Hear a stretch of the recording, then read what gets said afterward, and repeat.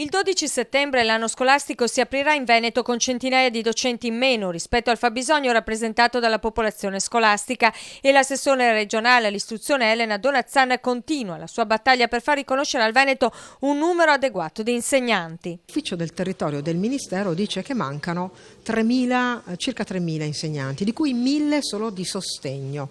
E il minimo indispensabile per avere l'orario che le famiglie avevano avuto l'anno scorso è di 468 e nessuna risposta viene data al Veneto. Poi si scopre che per la Sicilia venerdì trovano 4.600 posti in più.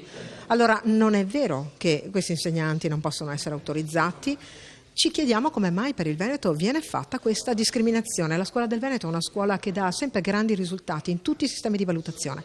Gli insegnanti sono bravi, i dirigenti scolastici sono veramente molto bravi a far quadrare i conti, ma così non è più possibile. E la questione arriva a Roma con un'interrogazione con carattere d'urgenza al Ministro dell'Istruzione, dell'Università e della Ricerca, nella quale si chiede quali iniziative il Ministro Stefania Giannini intenda promuovere per dare finalmente risposte adeguate alle legittime richieste formulate dalla Regione, perché gli studenti veneti hanno diritto come gli altri di frequentare una buona scuola, con la possibilità del tempo pieno richiesto dalle famiglie e senza classi sovraffollate. La situazione nel mondo scolastico veneto è veramente esplosiva. Dal 2009 al 2016 sono aumentati di 30.000 gli alunni, 1.500 le classi. Cosa fa il Ministero? Taglia 5.000 classi. È una cosa impossibile e quest'anno deve per forza metterci rimedio.